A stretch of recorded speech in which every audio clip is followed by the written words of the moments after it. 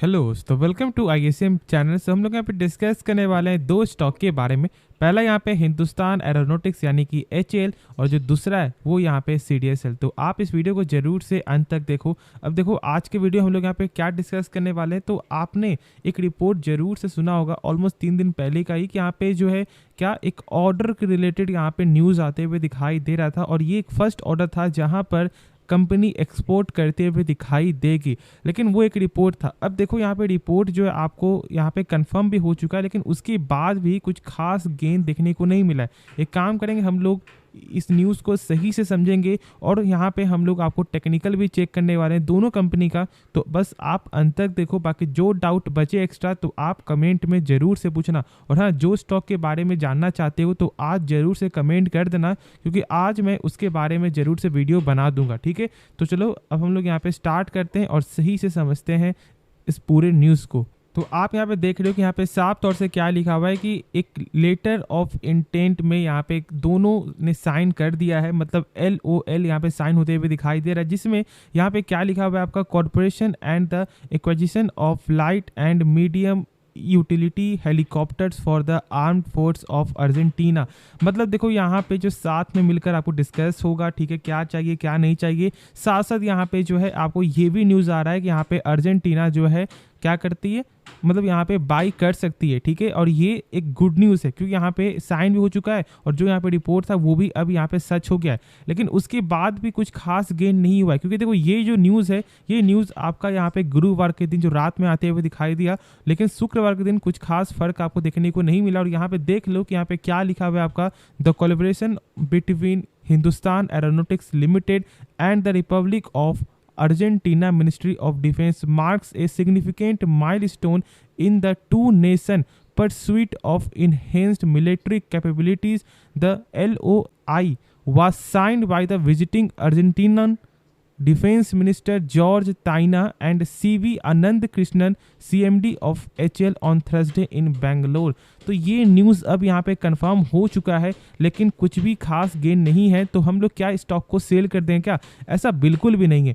आप खुद से सोचो कि क्या यहाँ पे HL कंपनी आपको कमज़ोर हो चुका है? क्या ऐसा आपको लग रहा है कि हाँ ये कंपनी का लॉन्ग टर्म में यहाँ पे ये गेन नहीं कर सकता? ऐसा कुछ भी नहीं है। अभी ये सस्टेन करेगा। देखो कोई भी स्टॉक का एक लिमिट होता है कि भाई ये इतने % चलेगा, फिर उसके बाद वो यहाँ पे सस्टेन करेगा। और देखो यहाँ पे बहुत से लोग आपको प्रॉफिट बुकिंग भी करेंगे। ऐसा नहीं है कि बस यहाँ पे आपको लगातार ऊपर ही स्टॉक जाते हुए दिखाई देगा। ऐसा हो सकता है कि जो इसका लेवल फिर से वो यहाँ पे 3500 के रेंज में आए, और फिर आप लोग क्या करोगे भाई, डेढ़ से स्टॉक को सेल करोगे, और फिर एक यहीं से एक बाउंस बैक यहाँ पे हो जाता है। तो इसलिए आप पहले कंपनी का देखो फंडामेंटल। यदि कंपनी का फंडामेंटल स्ट्रांग होगा ना, तो वो आज न कल आपको पैसा बना के जरूर देगा। और मैंने इसलिए इसके बारे में सारा कुछ जो है शेयर कर दिया है आपके साथ। और आज हम लोग बस यहाँ पे क्या जानेंगे, इसका टेक्निकल पॉइंट, कि इसका टेक्निकल अभी क्या बता रहा है। अब देखो न्यूज़ से कुछ खास फर्क नहीं पड़ रहा, ठीक है, कोई दिक्कत वाली बात नहीं। आप निश्चिंत होकर यहाँ पे होल्ड करके चलो, जब तक इसका रिजल्ट नहीं आता है तब तक। यदि इसका रिजल्ट सही आता है तो फिर आप निश्चिंत हो जाओगे यहाँ पे, और कोई भी आपका जो डर है वो यहाँ पे खत्म हो जाएगा। तो ये लॉन्ग टर्म पर्पस के लिए यहाँ पे आप होल्ड कर चलो, ना कि शॉर्ट टर्म के लिए। शॉर्ट टर्म में कोई भी स्टॉक यहाँ पे अप्स एंड डाउन करते हुए दिखाई देता ही है, तो ये एक कॉमन चीज़ है। अब हम लोग इसका टेक्निकल चेक करते हैं। तो आप जैसा कि यहाँ पे आप देख रहे हो कि जो इसका सपोर्ट जो अभी दिखाई दे रहा है ना, वो आपका ये रेंज है जो मैंने आपके साथ शुरू से ही शेयर किया है, और मैंने लगभग 3 दिन पहले के वीडियो में मैंने ये पॉइंट शेयर किया है। तो इसलिए आप इस सपोर्ट को लेकर यहाँ पे चलना। और हाँ, एक चीज़ और देखो, यदि आप यहाँ तक वेट कर सकते हो फिर सही है, लेकिन यदि इसका लेवल आपको 3600 का यहाँ पे यदि आपको ब्रेकडाउन यहाँ पे हो जाता है, तो फिर जो इसका लेवल है वो कहीं ना कहीं आपको ये रेंज में जो ऑलमोस्ट आपको दिखाई देता है यहाँ पे 3000 से लेकर एक 3500 के बीच में ये आ सकता है। ठीक है, तो इसलिए इस पॉइंट को जरूर से आप यहाँ पे नोट डाउन कर लो, क्योंकि ये एक इंपॉर्टेंट सपोर्ट अभी बनते हुए दिखाई दे रहा है। देख सकते हो कि स्टॉक यहाँ पे कितने दिन आपको सस्टेन करते हुए दिखाई दे रहा है, और यहाँ पे इसलिए ये एक इंपॉर्टेंट सपोर्ट है। बाकी एक बार इसके बारे खुद से समझना, उसके बाद ही कोई फैसला लेना। अब आप यहाँ पे देखो कि जो इसका प्रमोटर स्टेक है वो जानते हो कि यहाँ पे कम होते हुए दिखाई दिया था। क्यों? क्योंकि यहाँ पे क्या की थी कंपनी, यहाँ पे OFS लाते हुए दिखाई दी। ठीक है, अब ठीक है, चलो उसके एक चीज़ और यहाँ पे गौर करो, जो यहाँ पे FIS का जो स्टेक है ना, वो इस क्वार्टर मतलब Q1 यहाँ पे जून 2023 का ये आंकड़ा है, 2% से भी ज़्यादा यहाँ पे स्टेक बढ़ते हुए दिखाई दे रहा है। तो एक बार खुद से सोच लो कि यहाँ पे FIS स्टेक उठा रही है। अब देखो इसका साफ उल्टा यहाँ पे क्या दिखाई देता है, कभी कभी आपको डोमेस्टिक यहाँ पे आपको जो DIS क्या कर रही है, स्टेक को सेल कर रही है। तो ये ऐसा अप्स एंड डाउन होते हुए दिखाई देता है, इसमें कोई दिक्कत वाली बात नहीं है। और यहाँ पे आपको 5.81% का जो है पब्लिक का भी स्टेक, मतलब हम सब जैसे लोग का यहाँ पे स्टेक दिखाई दे रहा है। तो आप यहाँ पे क्या कर सकते हो, फोकस जरूर से करना, क्योंकि यहाँ पे FIS ने अपना स्टेक बढ़ाया है और कहीं ना कहीं इससे इम्पैक्ट आपको जरूर देखने को मिलेगा। तो निश्चिंत होकर अभी यहाँ पे आराम से होल्ड करके चलो। बाकी जो डाउट एक्स्ट्रा बचे तो आप कमेंट में जरूर से पूछना।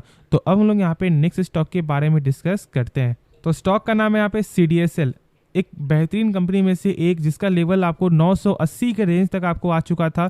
और उस समय बहुत से लोग यहाँ पे डर रहे थे। मैंने उसे बोला था कि देखो मुझे यहाँ पे 981 का जो है एक अच्छा सपोर्ट आपको दिखाई दे रहा है, जरूर से इसके ऊपर स्टॉक है, आप निश्चिंत होकर यहाँ पे होल्ड करके चलो, या फिर आप यहाँ पे बाय भी कर सकते हो, क्योंकि बहुत लंबे समय से उस सपोर्ट पे वो सस्टेन करते हुए दिखाई दे रहा था। और देख सकते हो कि यहाँ पे देखते देखते जो इसका लेवल है वो यहाँ पे 1200 के भी ऊपर जाते हुए दिखाई दिया। अब देखो यहाँ पे एक और वजह है, जानते हुए यहाँ पे क्या, DRHP फाइल यानी कि ड्राफ्ट रेड हेयरिंग प्रोस्पेक्टस, जो यहाँ पे NSDL ने आपको फाइल करते हुए दिखाई दिया। मतलब कि यहाँ पे NSDL का भी IPO जल्द ही लॉन्च होते हुए दिखाई दे सकता है। और इसी बात से आपको CDSL में भी एक गजब का गेन दिखाई दे रहा था, और ये आप लोग भी ने देखा है सही से। तो क्या हम लोग यहाँ पे अभी होल्ड करके चले? देखो आपको जरूर से यहाँ पे होल्ड करके चलना चाहिए। आप लोग यहाँ पे शॉर्ट टर्म के लिए क्या करते हो, स्टॉक को सेल कर देते हो, या फिर शॉर्ट टर्म के लिए बाई करते हो, प्रॉफिट आप यहाँ पे लेते हो, सेल करते हो। देखो ये एक सही तरीका है। यदि आप यहाँ पे ट्रेडर हो ना, यदि आप शॉर्ट टर्म पर्पज के लिए हो, तो फिर आप जरूर से ऐसा कर सकते हो, बाई करो, सेल करो, पैसा बस आपके पास आना चाहिए। लेकिन आपको तो कभी कभी एक अच्छा मौका मिलता है कि जब एक सही पैसे जब आपको स्टॉक मिला, तो आपको जरूर से लॉन्ग टर्म के लिए होल्ड करना चाहिए। अब ये कंपनी देखो, क्या आपको ऐसा लगता है कि लॉन्ग टर्म में क्या आपको शेयर मार्केट में जो लोग हैं वो क्या बाहर निकल जाएंगे? क्या यहाँ पे और ज़्यादा लोग यहाँ पे नहीं आएंगे? आज यहाँ पे 11 करोड़ का एक्टिव यूजर पार होते हुए दिखाई दिया। कल ऐसा हो सकता है कि यहाँ पे 50 करोड़ भी पार हो जाए, क्योंकि पहले लोग शेयर मार्केट को उनका जो है ना देखने का जो था तरीका वो अलग था। उन्हें लगता था कि यहाँ पे शेयर मार्केट एक गैम्बलिंग है, लेकिन ऐसा बिल्कुल नहीं। और आप लोग यहाँ पे समझ रहे हो कि यहाँ भी बहुत सारे चीज़ों के बारे में जानना है। ऐसा नहीं कि भाई कोई भी आए, स्टॉक को बाई किया, सेल किया, प्रॉफिट बना के चला गया, ऐसा कुछ भी नहीं होता। और ये आप लोग सही से समझ रहे हो, बहुत ज़्यादा यहाँ पे भी मेहनत करना पड़ता है। और ये जो तरीका है ना लॉन्ग टर्म में चेंज होगा। तो मैं आपको यही बोलूँगा कि यदि आपके पास CDSL एक अच्छे प्राइस में है तो आप निश्चिंत होकर यहाँ पे होल्ड करके चलो। यदि आपने 1600 के प्राइस यदि बाई किया हुआ है ना, ठीक है, यहाँ पे आपके पास यदि पैसा है तो यहाँ पे 20% करके 30% करके एवरेज करते रहो। और यदि नहीं है तो फिर आप यहाँ पे क्या कर सकते हो, वेट कर सकते हो, ठीक है, क्योंकि गलती आपका नहीं, क्योंकि पैसा आपके पास नहीं तो फिर आप यहाँ पे कहाँ से करोगे एवरेज, ठीक है। तो इसमें कोई दिक्कत वाली बात नहीं। लेकिन यदि आपके पास पैसा है और उसके बाद यदि आपको डर लग रहा है, तो फिर ये एक सही तरीका मेरे हिसाब से तो नहीं है बिल्कुल भी। और मैंने कंपनी के बारे में आपको फंडामेंटल का सारा कुछ नॉलेज आपके साथ शेयर किया है। लेकिन पहले हम लोग यहाँ पे क्या चेक करेंगे, इसका टेक्निकल, और अंत में कुछ हम लोग बेसिक इसका आपको जो पैरामीटर भी समझ लेंगे, ठीक है। जो लोग यहाँ पे नए दिख रहे हैं तो उनको भी इसके बारे में सही से समझ में आ जाना चाहिए। अब देखो यहाँ पे जो मैंने सपोर्ट बताया था आपको शुरू से, वो था आपको ये रेंज।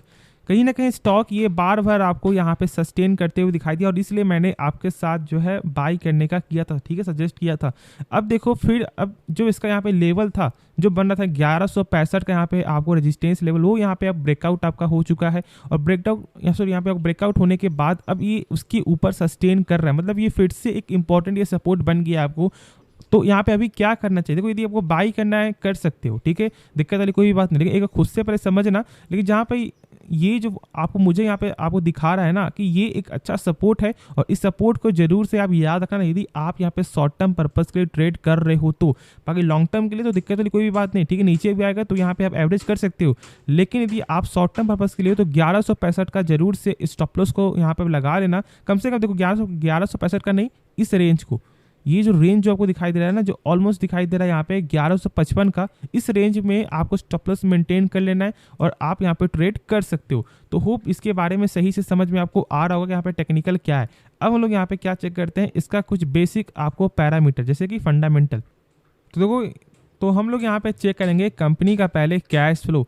क्या कंपनी का कैश फ्लो सही है, मतलब जो कंपनी का सामान मान लो बिक रहा है, क्या उसका पैसा यहाँ पे रिटर्न आ रहा है, जो भी इनका यहाँ पे काम हो रहा है क्या उसका पैसा वापस आ रहा है नहीं आ रहा है उनके पास। तो देखो यहाँ पे चेक करने क्या तरीका होता है, इस नंबर को तो कितना यहाँ पे 249 करोड़, इस नंबर से कम होना चाहिए टोटल प्रॉफिट। और जब हम लोग यहाँ पे चेक करेंगे तो क्या दिखाई दे रहा है यहाँ पे आपको 276 करोड़, मतलब थोड़ा यहाँ पे आपको खराबी आते हुए दिखाई दिया है आपको 2023 के हिसाब से, मतलब मार्च का, मतलब Q4 के हिसाब से। बाकी अभी तक इसका जो यहाँ पे जो भी था परफॉर्मेंस वो यहाँ पे सही देखने को मिल रहा था। और एक चीज़ और यहाँ पे आप गौर करना कि यहाँ पे 5 अगस्त के दिन, मतलब 05, ठीक है, इस नंबर को जरूर से आप यहाँ पे याद कर लो। यहाँ पे 5 अगस्त के दिन इसका Q1 का नंबर आने वाला है, तो इस डेट को फोकस रखना, क्योंकि यदि नंबर सही आता है तो फिर कहीं ना कहीं एक सपोर्ट आपको इसमें जरूर से मिलते हुए दिखाई देगा। बाकी सेल्स में आप जानते हो कि कभी कभी यहाँ पे अप्स एंड डाउन होते हुए दिखाई देगा, क्योंकि देखो मार्केट में लोग तभी आते हैं जब मार्केट नहीं तो गिर रहा है नहीं तो मार्केट बढ़ रहा है, तो ही तो लोग आते हैं। यदि मार्केट जब आपको साइडवेज चलेगा तो लोग उतना ज़्यादा यहाँ पे एक्टिव नहीं रहेंगे, आप लोग भी यहाँ पे बोर हो जाओगे। यदि आप जो है सिर्फ क्या करते हो बाई या फिर सेल कर रहे हो, ठीक है, शॉर्ट टर्म के लिए, तो फिर आपको क्या चाहिए इसमें जो मोमेंटम, ठीक है। और यदि मोमेंटम आपको नहीं मिलेगा तो फिर आपको मज़ा भी नहीं आएगा। तो बस वही सब यहाँ पे पॉइंट है। बाकी मैंने सारा कुछ आपके साथ यहाँ पे शेयर किया है कि यहाँ पे कंपनी का कैसा फंडामेंटल, जैसे कि यहाँ पे देख लो इसका return on capital employed company का तो यहाँ पे 31.6% है, मतलब जो भी कंपनी अपने ऊपर 100 रुपया लगा रहा है वही 100 रुपया कंपनी का हो जा रहा है। एक साल बाद यहाँ पे 131 रुपया 60 पैसा, जो एक शानदार नंबर है। तो चलो होप इसके बारे में सही से समझ में आ गया। और हाँ देखो, यदि आपने अभी तक डीमेट अकाउंट ओपन नहीं करवाया है तो आप जरूर हमारे लिंक से डीमेट अकाउंट ओपन करवा सकते हो। मैंने लिंक जो है डिस्क्रिप्शन बॉक्स पे दे दिया है, तो एक बार चेकआउट कर लेना। और ये वीडियो पसंद आए तो आप इस वीडियो को लाइक कर सकते हो और साथ साथ आप इस चैनल को सब्सक्राइब भी कर सकते हो। तो मिलते हैं नेक्स्ट वीडियो में, तो तब तक के लिए धन्यवाद।